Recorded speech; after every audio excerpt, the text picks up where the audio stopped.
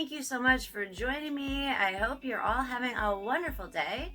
So Chris Watts is back in the media again, talking about the newest story of what has supposedly happened with his family on that horrible night when he killed his 2 little girls, his wife, and his unborn baby boy. It seems like every time I think that, Chris Watts and his story have kind of faded away and we can move on from that tragedy, he kind of pops back up again and starts another story. He says he planned it ahead of time. He gave his wife oxycodone, I believe, to make it easier to overpower her.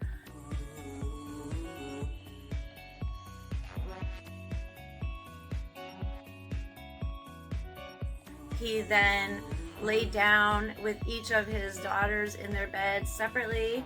He even said that he thought to himself, this is the last time I'm gonna be tucking my little babies in, which is so disturbing to hear. My gosh. So he said he laid down with the girls, and then he took their pillow and smothered each of them separately in their beds.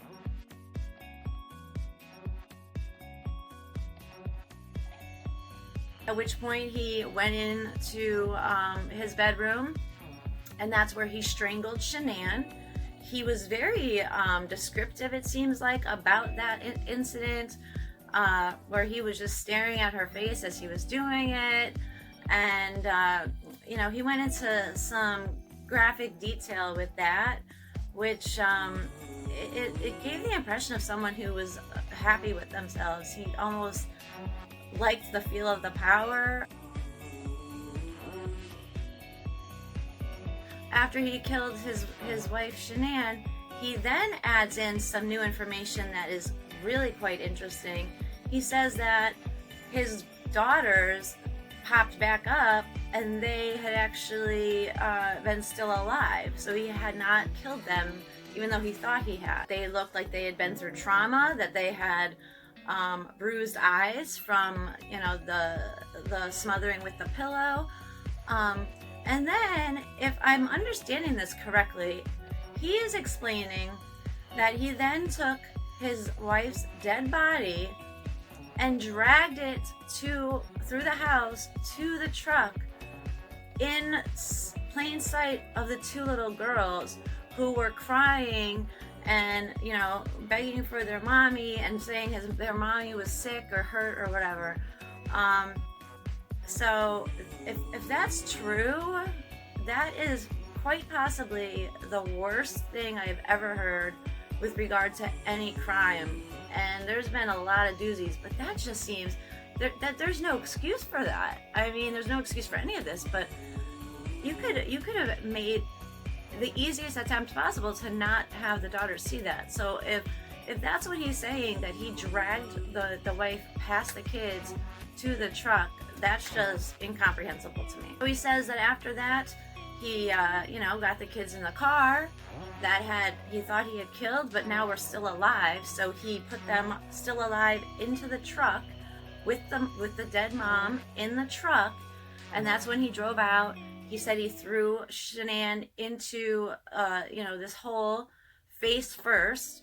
I think he made mention of, being happy that he threw her face first because he was so angry with her and he hated her so much that he enjoyed that she had fallen face first, and it was kind of disrespectful in some way. And it seemed like he was happy with that. And then he went on to explain he then killed the daughters. He killed CeCe, the littlest one, first. He made reference to her not really understanding what was going on, but that the older daughter, Bella, did kind of understand what was happening, and she was, she was the only one who really fought back and was begging her daddy, please don't kill me, she was the one who fought him when he ended up then smothering her with her blanket. They were both smothered with the blanket, which is the same situation that we were told in the first story, the other story that he had given. And then he talked about putting them into the big oil tanks and how easy it was to just drop them into it. Again, this is such a horrible situation, and he just seems to be freely giving this information. And we still don't know what's true. And I think a lot of people would think, well, why would he give this alarming story if it's not true? Well, why did he give the other stories if they're not true? I don't know. He seems to now be at the point where, hey, he's in jail. He can say whatever he wants, and who knows if we'll ever know what the truth is.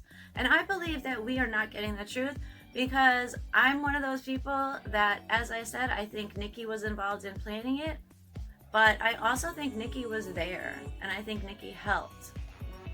And I do see Nikki in the video of the garage area whenever he's going to the truck and putting his wife in the truck. I see her. I think I see her clear as day. And that's all I have to say about Chris Watts. I'd love to find out the full, true, exact story of what happened, but regardless of how many times he speaks, regardless of whether or not Nikki speaks, we will probably never hear the true story. And even if we do hear the true story, how will we ever know? We'll never know. You can never tell if a liar has finally given you the truth. So I'm going to end it there. I'm thinking Chris Watts will probably be back with something else, but that's going to be it for me. And I'll be moving on to some other issues on my next video. I hope you guys like this video. Please click the bell so you can be part of my videos every time I put one out. Subscribe and share and keep watching. And please let me know what you think in the comment section, or let me know what you're interested in hearing about next. If there's any cases, if there's anything you would be interested in seeing a video on, let me know. Or just say hi, how's it going? And I will definitely check out all my comments and I will get back to you guys. So thanks again for watching my video. If you want, you can check out some of my other videos. Just click on them, right here or here, I think, or maybe there and there. And again, subscribe so that we can stay in touch. And thank you again so much for watching, and have a good day. All right. Bye, guys. Thank you.